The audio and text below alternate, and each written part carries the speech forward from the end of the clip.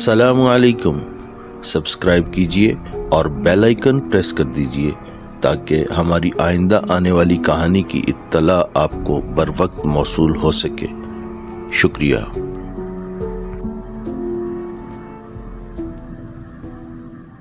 पेश खिदमत है इस दास्तान का बकिया अहवाल।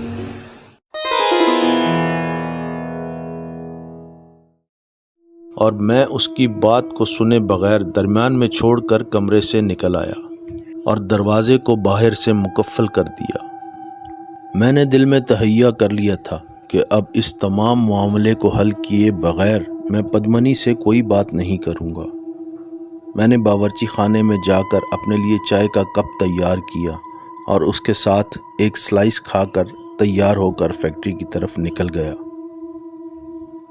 घर के तमाम दरवाजे बंद करके मैंने बड़े दाखिली दरवाजे पर भी ताला लगा दिया। मैं थोड़ा देर से फैक्ट्री पहुंचा।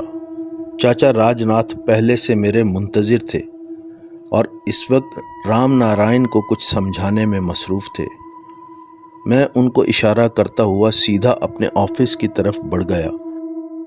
तकरीबन 10 मिनट बाद चाचा राजनाथ मेरे ऑफिस में दाखिल हुए। उन्होंने हमेशा की तरह दोनों हाथ जोड़कर नमस्ते किया। मैंने अपनी जगह से उठकर उनको जवाब देते हुए सोफ़ों की तरफ इशारा किया और हम वहां बैठ गए। मैंने उनके कुछ कहने से पहले गुज़री रात की तमाम कथा उनके सामने बयान करते हुए कहा, चाचा जल्दी कुछ कीजिए, मेरी समझ में तो कुछ नहीं आ रहा। तुम चिंता मत करो बेटा, भगवान ने चाहा तो जल्द ही सब ठीक हो जाएगा, बस तुम साहस रखो। मेरे लौटने तक कोई भी कदम मत उठाना, उन्होंने कहा। ठीक है चाचा, आपका क्या प्रोग्राम है? ये कहते हुए मैंने उनकी तरफ सवालिया नज़रों से देखा। मैं बस तुम्हारा ही इंतज़ार कर रहा था।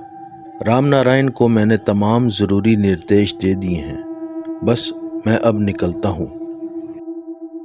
ठीक है चाचा, जितनी जल्दी हो सके लौट आना, मैंने कहा। ठीक है बेटा, तुम पद्मनी बिटिया का ख्याल रखना। राम राम। ये कहते हुए वो अपनी जगह से उठ खड़े हुए और मैं भी उनके साथ ही ऑफिस से निकल आया। आए चाचा, मैं आपको बस स्टॉप तक छोड़ देता हूँ, मैंने कहा। तुम घर जाकर पद्मनी बिटिया को देखो। फैक्ट्री की गाड़ी निकल रही थी, मैंने उनको रोक रखा है, मैं उनके साथ चला जाऊंगा, उन्होंने मुझसे मुखातिब होते हुए कहा। ठीक है, और मैं इस बात में सर हिलाते हुए अपनी गाड़ी की जानिब चल पड़ा। घर जाकर मैंने पद्मनी के और अपने लिए खाना तैयार किया, क्योंकि अब जब तक चाचा राजनाथ लौट कर नहीं आते थे उस वक्त तक मुझे खुद ही पद्मनी का ख्याल रखना था और इन हालात में उसके ऊपर बिल्कुल भी भरोसा नहीं किया जा सकता था कि वो दोबारा कोई हिमाकत न कर बैठे या फिर वो पाखंडी साधु दोबारा उसको अपने वश में करके उसको मज़ीद कोई नुकसान न पहुंचा दे। इस तमाम अरसे में बंदरों ने मुस्तकिल हमारे घर के इतराफ़ में डेरे डाल रखे थे और मैं अब तक इस बात को समझने से कासिर था। बहरहाल मैं अपना और पद्मनी का खाना लेकर बेडरूम में पहुंच गया। पद्मनी बेड के ऊपर बैठी हुई खलाओं में घूर रही थी। मेरे अंदर जाने पर भी वो उसी अंदाज में बैठी रही। खाना बिस्तर पर रखकर मैंने उसका बाजू हिलाकर अपनी जानिब मुतवज्जा करते हुए कहा, पद्मनी खाना खा लो। राकेश, तुम मेरे साथ ऐसा क्यों कर रहे हो? वो मेरी बात काट कर सवालिया नज़रों से मेरी तरफ देखते हुए बोली, पद्मनी बात को समझने की कोशिश करो, तुम्हारी तबीयत इस वक्त ठीक नहीं है। मैं ये सब कुछ तुम्हारी बेहतरी की खातिर ही तो कर रहा हूँ। मैं दुश्मन तो नहीं हूँ तुम्हारा, मैं खुद से बढ़कर तुम्हें चाहता हूँ, मैंने उसे अपनी मोहब्बत का यकीन दिलाते हुए कहा। मुझे पता है राकेश, और तुम भी जानते हो कि मैं भी तुम्हें अपनी ज़ात से, अपने हर अजीज तरीन रिश्ते से बढ़कर चाहती हूँ, लेकिन मुझे समझ नहीं आ रही कि क्यों तुम इतनी सी बात नहीं समझ पा रहे कि मैं ये सब कुछ तुम्हारी और अपने घर की खुशी की खातिर कर रही हूँ। न जाने क्यों तुम गलत फहमियों का शिकार हो गए हो। उसके लहजे में वही शीरीनी घुली हुई थी। इसी आवाज़ के सहर ने मुझे उसका बेदाम गुलाम बना रखा था। अच्छा छोड़ो, ये बातें होती रहेंगी, पहले तुम खाना खा लो, मैंने कहा। नहीं, मुझे भूख नहीं है। वो बच्चों के से अंदाज में नाराज़गी का इजहार करते हुए बोली। लेकिन मैंने अपने हाथों से निवाला बनाकर ज़बरदस्ती उसके मुंह में ठूंस दिया और उसको बातों में लगाकर खाना खिलाने लगा। हम अभी खाना खाकर फारिग भी ना हुए थे कि बैरूनी दरवाजे पर दस्तक की आवाज़ आई। ये कौन आ गया? मैं उठकर बाहर आ गया। वो गौतम था, फैक्ट्री का मजदूर। क्या हुआ गौतम? मैं उसकी तरफ देखते हुए बोला। वो साहब, वो राम नारायण काका ने भेजा है। वो उसकी सांसें बुरी तरह फूली हुई थी। आराम से गौतम, थोड़ा सांस लो। बल्कि रुको, मैं तुम्हारे लिए पानी लाता हूँ, मैंने कहा। नहीं साहब, मैं ठीक हूँ। असल में राम नारायण काका ने संदेशा दे भेजा है कि वो सांस दुरुस्त करने को रुका। काका ने कहा है आपको बता दूं कि राजनाथ काका जिस बस में सवार होकर जा रहे थे वो एक खड्ड में गिर गई है। बहुत से व्यक्ति परलोक सुधार गए हैं। काका भी बुरी तरह घायल हो गए हैं और यहाँ से 8 कोस दूर सरकारी अस्पताल में भर्ती हैं। ओह, अरे नहीं, ये क्या हो गया? मैं एकदम से हवास बाख्ता सा हो गया। राम नारायण इस वक्त कहाँ हैं? वो अभी फैक्ट्री में हैं। कह रहे थे कि तुम राकेश बाबू को जल्दी से बताकर आ जाओ, फिर हम जाते हैं राजनाथ काका को देखने की खातिर, गौतम ने कहा। अच्छा, तुम वापस फैक्ट्री जाओ और नारायण काका से कहो कि वो वहीं मेरा इंतज़ार करें। मैं भी फैक्ट्री पहुंच रहा हूं, फिर हम इकट्ठे जाएंगे, मैंने कहा। ठीक है साहब, मैं चलता हूं। और ये कहते हुए वो अपनी साइकिल के जिस पर सवार होकर वो आया था लेकर वापस लौट गया। मैं तेज़ी से वापस पलटा। पद्मनी भी इस दौरान मेरे अकब में आ पहुंची थी। क्या हुआ? उसने पूछा। कुछ नहीं, मैं ज़रा फैक्ट्री जा रहा हूँ, तुम अंदर चलो, मैंने उसका बाजू थामते हुए कहा और वो खामोशी से मेरे साथ चल पड़ी। मैंने कमरे में जाकर पद्मनी से कहा कि तुम आराम करो, मुझे ज़रा ज़रूरी काम से फैक्ट्री जाना है और मेरे लौटने तक तुम्हें कमरे में ही रहना होगा। ऐसा मत करो राकेश, बात को समझने की कोशिश करो। पद्मनी, मैं इस वक्त बहुत जल्दी में हूँ, तुम्हारे साथ बाद में बात करूँगा, मैंने अपनी शर्ट के बटन बंद करते हुए कहा।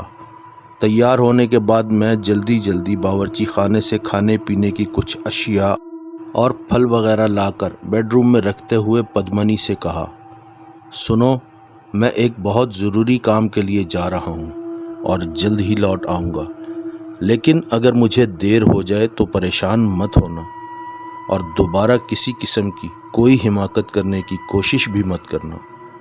मेरे लौटने तक आराम करो, मैं वापस आकर इस मसले का हल भी निकालता हूँ, मैंने उसके माथे को चूमते हुए कहा और दरवाजे की तरफ बढ़ गया। राकेश, राकेश, मेरी बात सुनो। अकब से उसकी आवाज़ आ रही थी, लेकिन दरवाज़ा बाहर से बंद करके ताला लगाकर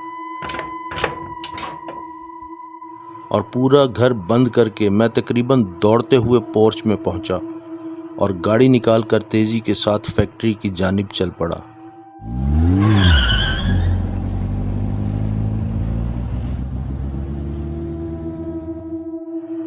नारायण काका मेरा इंतज़ार कर रहे थे। हम बग़ैर कोई वक्त ज़ाया किए अस्पताल की जानिब चल पड़े। रास्ते में मैंने उनसे पूछा, काका, ये सब क्या हुआ और आपको इसकी खबर कैसे पहुंची? رام نارائن کاکا نے بتایا کہ قریبی تھانے سے ایک سپاہی نے آ کر اطلاع دی ہے۔ انہیں جائے وقوع سے ملحقہ علاقے کے تھانے سے فون آیا تھا۔ راج ناتھ بھیا حادثے میں بری طرح گھائل ہو گئے ہیں اور بہت جانی نقصان بھی ہوا ہے۔ البتہ راج ناتھ نے پولیس والوں کو فیکٹری میں اطلاع پہنچانے کے لیے کہہ دیا تھا۔ باتیں کرتے ہوئے جلد ہی ہم اس سرکاری ہسپتال تک پہنچ گئے۔ گاڑی ایک طرف پارک کر کے ہم دونوں تیز قدموں کے ساتھ استقبالیہ پر پہنچے اور وہاں سے حادثے کے بارے میں معلومات حاصل کیں۔ انہوں نے بتایا کہ راج ناتھ حادثے میں بہت بری طرح گھائل ہو گئے ہیں اور خون زیادہ بہہ جانے کی وجہ سے وہ اس وقت بے ہوشی کے عالم میں ہیں اور ICU میں ہیں۔ ان کی حالت ٹھیک نہیں ہے اور اس سلسلے میں کچھ بھی کہنا قبل از وقت ہوگا۔ ہم نے ہسپتال کے بڑے ڈاکٹر سے ملنے کے لیے کہا تو استقبالیہ پر موجود لڑکی نے قریب کھڑے سٹاف کو آواز دے کر کہا کہ ہمیں ڈاکٹر مہتا کے کمرے میں لے جائے۔ ڈاکٹر مہتا ایک بہت ہی شفیق قسم کے ڈاکٹر تھے۔ ان سے مل کر ہمیں بہت حوصلہ ہوا۔ انہوں نے ہمیں تسلی دیتے ہوئے کہا کہ پریشان مت ہوں، ہم اپنی پوری توجہ اور ذمہ داری سے تمام مریضوں کی دیکھ بھال کر رہے ہیں۔ میں نے ڈاکٹر مہتا سے کہا کہ ڈاکٹر صاحب، راج ناتھ کاکا کے علاج کے سلسلے میں آپ کو جس بھی چیز کی ضرورت ہو آپ ہمیں کہیے گا اور روپے پیسے کی کوئی فکر مت کیجیے گا۔ آپ بے فکر رہیں، بس تھوڑا ساہس رکھیں اور وشواس کریں کہ آپ کے مریض کے علاج میں کوئی لاپرواہی نہیں ہوگی۔ بہت بہت دھنیہ واد ڈاکٹر صاحب۔ یہ کہہ کر ہم ان کے کمرے سے نکل آئے اور ICU کی طرف بڑھ گئے۔ راج ناتھ کاکا کا قریب تمام جسم ہی پٹیوں میں لپٹا ہوا تھا اور بے ہوشی کے عالم میں وہ ICU کے بیڈ پر پڑے ہوئے تھے۔ ایک اٹینڈنٹ ان کے پاس دیکھ بھال کے لیے موجود تھا۔ میں نے جا کر ان کو دیکھا اور بے اختیار میں ایک ٹھنڈی سانس خارج کرتے ہوئے منہ میں بڑبڑانے لگا، چاچا یہ کیا ہو گیا؟ میں کس کے پاس جا کر دہائی دوں؟ آپ نے بھی مجھے اس مشکل میں اکیلا چھوڑ دیا۔ کیا کہہ رہے ہو بیٹا؟ نارائن کاکا نے میری طرف دیکھتے ہوئے کہا۔ کچھ نہیں کاکا، بس ایسے ہی پریشانی میں نہ جانے کیا بک رہا تھا۔ خیر چھوڑیں، یہ بتائیں کہ اب کیا کرنا ہے، کیونکہ یہاں پر ہمارے کسی آدمی کا ہونا بہت ضروری ہے۔ ہاں بیٹا، میں بھی یہی سوچ رہا تھا۔ ابھی فی الحال میں یہاں رکتا ہوں۔ تم ایسا کرو کہ جا کر گوتم کو یہاں بھیج دو اور اس سے پوچھ لینا۔ میں نے اس کو راج ناتھ کے گھر بھی سندیشہ دینے کو کہا تھا۔ ٹھیک ہے کاکا، آپ یہاں رکیے، میں جا کر گوتم کو بھیج دوں گا، پھر آپ جیسا مناسب سمجھیں۔ میں کل دن میں پھر آؤں گا۔ یہ کہتے ہوئے میں نے پینٹ کی جیب سے کچھ رقم نکالی جو میں گھر سے آتے ہوئے احتیاطاً اٹھا لایا تھا۔ اس میں سے کچھ رقم ان کے حوالے کرتے ہوئے میں نے کہا، کاکا یہ پیسے آپ رکھیں، اگر یہاں کوئی ضرورت ہوئی تو انتظار نہ کیجیے گا۔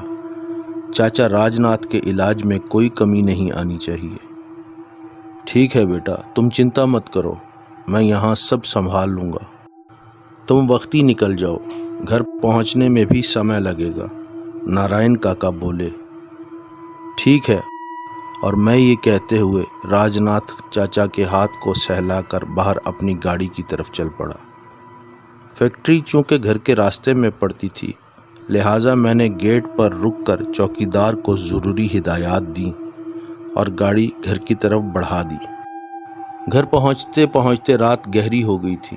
میں گاڑی پارک کر کے گھر کے داخلی دروازے کی طرف بڑھا تو اچانک مجھے ٹھٹک کر رک جانا پڑا۔ اس وقت میرے گھر کے چاروں اطراف اور خصوصاً داخلی دروازے پر بندروں کی ایک بڑی تعداد موجود تھی اور ان سب کی نظریں میرا تعاقب کر رہی تھیں۔ میں خوف اور پریشانی کے ملے جلے تاثرات کا شکار ہو گیا۔ کچھ دیر وہیں کھڑے رہنے کے بعد میں آہستہ آہستہ دروازے کی جانب بڑھا۔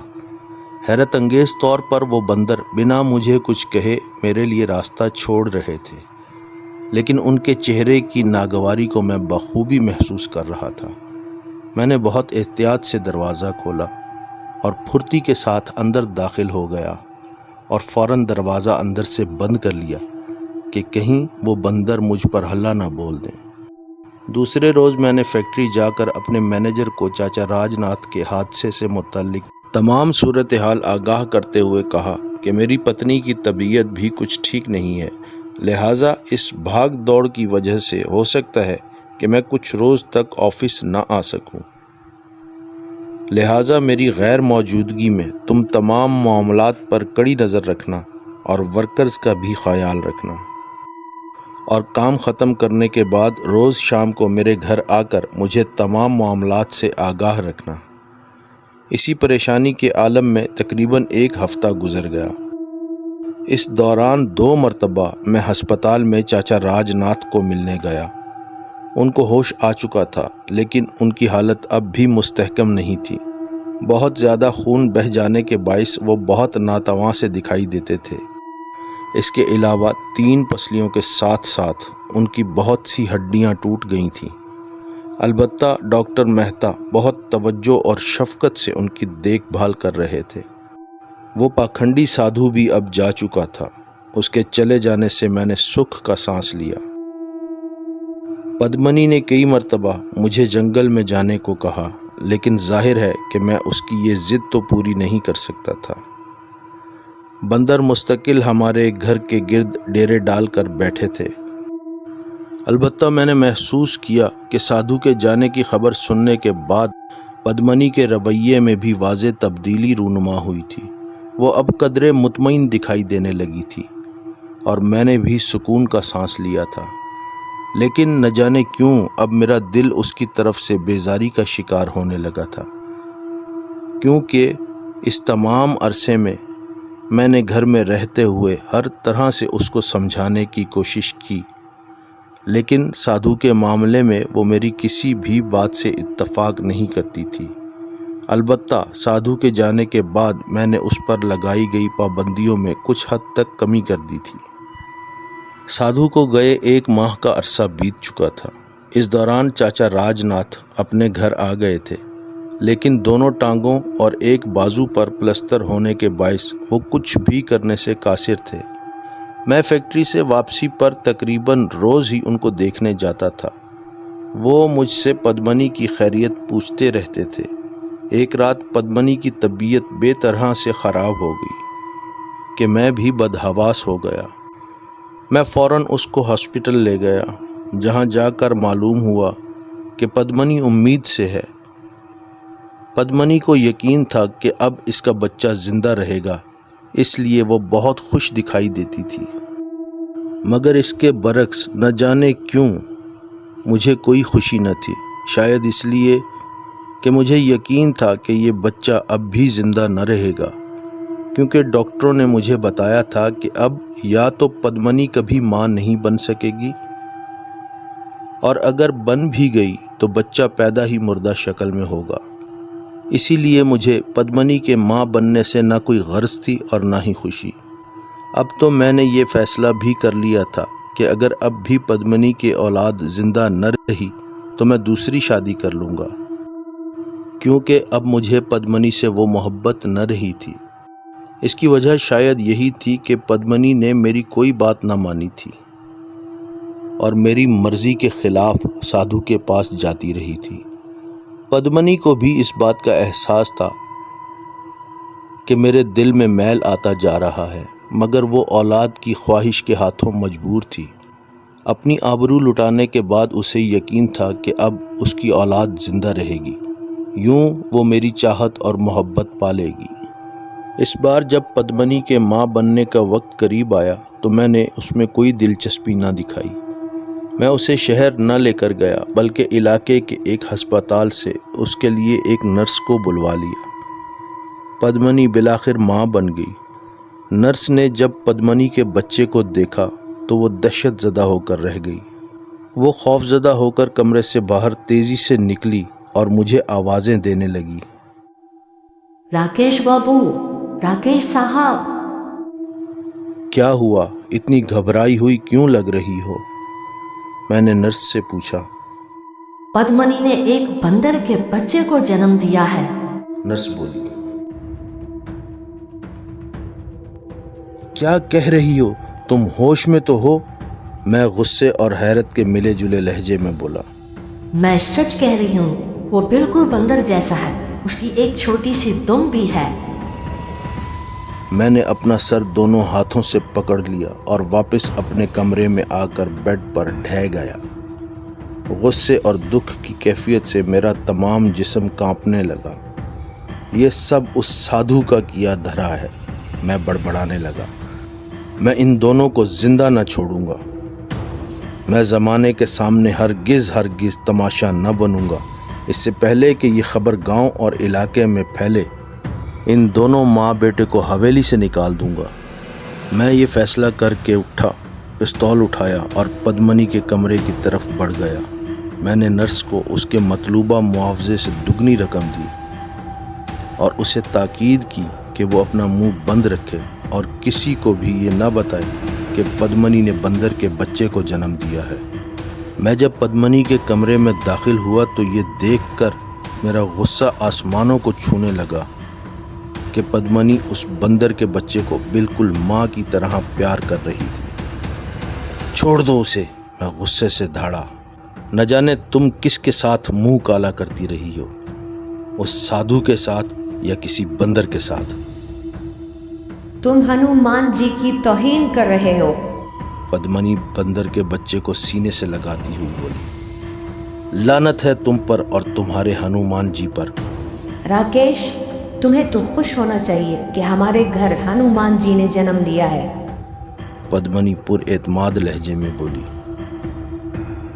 میرے صبر کا پیمانہ لبریز ہو گیا۔ میں نے آگے بڑھ کر پدمنی سے بندر کا بچہ چھینا اور اسے فرش پر پٹخ دیا۔ اس کی ایک چیخ بلند ہوئی۔ میں نے پستول نکال کر گولی چلا کر اسے ٹھنڈا کر دیا۔ پدمنی نے اپنے بچے کا یہ حشر دیکھا تو وہ غصے سے چیخنے اور چلانے لگی۔ وہ مجھے برا بھلا کہنے لگی۔ تم ہنومان جی کے غضب سے نہ بچ سکو گے، وہ تمہیں برباد کر دیں گے۔ یہ کہہ کر وہ مجھ پر جھپٹی اور میرے کپڑے پھاڑ ڈالے، اور پھر وہ دیوانوں کی طرح چیخنے اور چلانے لگی اور پھر کہنے لگی، میں ہنومان جی کے پاس جا رہی ہوں انہیں یہ بتانے کہ تم قاتل ہو۔ ٹھہر جاؤ پدمنی، میں تمہیں اس حویلی سے باہر نہ جانے دوں گا۔ تم کیوں مجھے اور اپنے آپ کو زمانے کے سامنے تماشا بنانے پر تلی ہوئی ہو؟ تم نے میرا بچہ مجھ سے چھینا ہے، میری ممتا کا خون کیا ہے، میں اب تمہارے ساتھ نہیں رہ سکتی۔ میں نے دیکھا کہ پدمنی کسی بھی طرح نہیں مان رہی تھی تو میں نے اسے جانے سے نہ روکا۔ پدمنی نے اپنے مردہ بچے کو اٹھایا اور رات کے اندھیرے میں حویلی سے نکل گئی۔ میں نے سکھ کا سانس لیا۔ ایک بڑی مصیبت سے میری جان چھوٹ گئی تھی۔ مجھے یقین تھا کہ پدمنی اپنے ماں باپ کے پاس گئی ہوگی، مگر اگلے روز معلوم ہوا کہ پدمنی وہاں نہیں گئی تھی۔ میں نے اس بارے میں معلوم کرنے کی بہت کوشش کی کہ وہ کہاں گئی ہے، مگر پدمنی کا کوئی سراغ نہ ملا۔ پھر میں نے بھی خاموشی اختیار کر لی۔ اگلے روز صبح کے وقت جب میں سو کر اٹھا تو میں نے دیکھا کہ میری کوٹھی کو چاروں طرف سے بندروں نے گھیر رکھا ہے۔ ان کی تعداد سینکڑوں میں تھی۔ ہر ایک کی آنکھ میں غصے کی جھلک نمایاں تھی۔ اس روز نہ تو وہ شرارتیں کر رہے تھے اور نہ ہی کسی کو تنگ کر رہے تھے۔ جب انہوں نے مجھے دیکھا تو وہ اپنی زبان میں ایک دوسرے سے باتیں کرنے لگے کہ یہی قاتل ہے پدمنی کے بیٹے کا، ان کے ہم نسل کا۔ میں ان کو دیکھ کر خوفزدہ ہو گیا کیونکہ ان کے تیور بہت خطرناک لگ رہے تھے۔ میں جان گیا کہ پدمنی یقیناً جنگل میں سادھو کے ڈیرے پر گئی ہوگی۔ اس کے مردہ بچے کو دیکھ کر ہی یہ بندر یہاں آ گئے ہیں۔ میری چھٹی حس نے مجھ پر واضح کر دیا کہ یہ تمام بندر مجھ سے انتقام لینے کے لیے یہاں آئے ہیں۔ میری سمجھ میں نہیں آ رہا تھا کہ یہ سب کیا ہے۔ سادھو نے نہ جانے پدمنی پر کون سا جادو کر ڈالا تھا۔ ہمارے گھر پر بندر کے بچے کا جنم لینا اور بندروں کا اس قدر غضبناک ہونا، میں نے ان سے بچنے کی تدبیریں سوچنی شروع کر دیں۔ میں نے یہ فیصلہ کر لیا کہ میں فیکٹری بند کر کے یہ علاقہ ہمیشہ کے لیے چھوڑ دوں گا اور باقی زندگی شہر میں رہ کر گزاروں گا۔ مگر یہ تو بعد کی باتیں تھی، اصل مسئلہ تو یہ تھا کہ اب کیا کیا جائے، ان بندروں سے جان کیسے چھڑائی جائے۔ کوٹھی کے اندر جو بھی کھانے پینے کی اشیاء تھیں وہ میں نے اٹھا کر بندروں کے آگے ڈال دیں، مگر بندروں نے ان میں سے کسی بھی چیز کو ایک نظر نہ دیکھا۔ میری گھبراہٹ میں اضافہ ہو گیا، مگر میں نے پھر بھی ہمت نہ ہاری۔ میں نے ایک بار پھر سوچا کہ وہ پستول لے کر ان پر گولیاں چلا دوں، مگر وہ تعداد میں اس قدر زیادہ تھے کہ گولیاں ختم ہو جاتیں مگر وہ ختم نہ ہوتے۔ بالآخر میں نے گاڑی کی چابی اٹھائی اور گاڑی کا دروازہ کھول کر اس میں جا بیٹھا۔ گاڑی اسٹارٹ کی۔ جب میں نے گاڑی گیٹ سے باہر نکالی تو تب مجھے احساس ہوا کہ گاڑی کا ایک ٹائر پنکچر ہے، مگر میں نے اس کی پرواہ نہ کی۔ میں نے گاڑی شہر کی طرف جانے والی کچی سڑک پر ڈال دی۔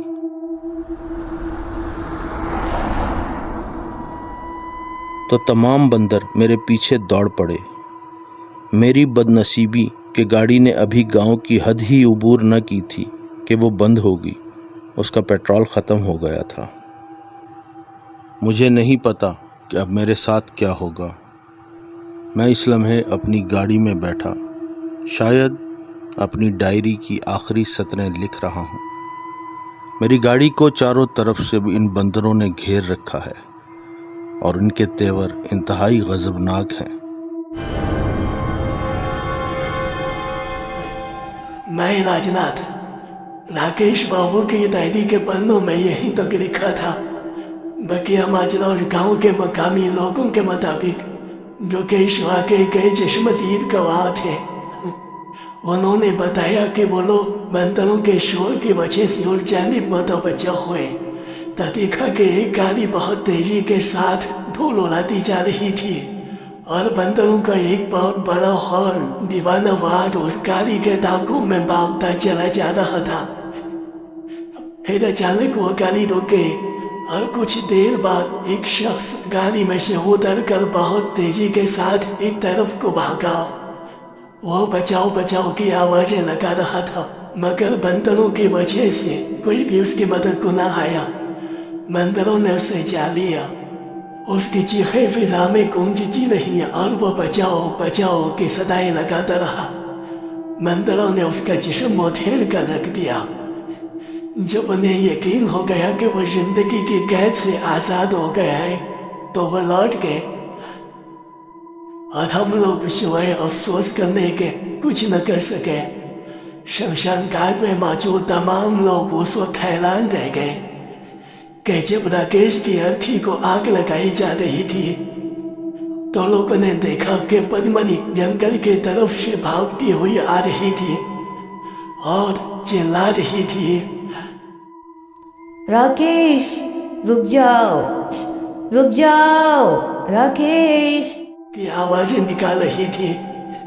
وہ راکیش کی ارتھی کے پاس پہنچی اور اسی آگ میں کود گئی اور یہ ثابت کر گئی کہ وہ راکیش سے شدید محبت کرتی تھی۔ وہ دونوں ایک ساتھ جل کر راکھ ہو گئے۔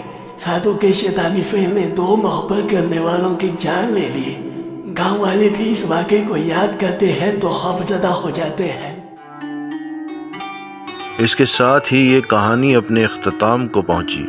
امید ہے آپ کو ہماری یہ کاوش پسند آئے گی، اور آخر میں ہمیشہ کی طرح آپ سے درخواست ہے کہ ہمارے چینل کو لائک، سبسکرائب اور شیئر ضرور کیجیے گا۔ شکریہ۔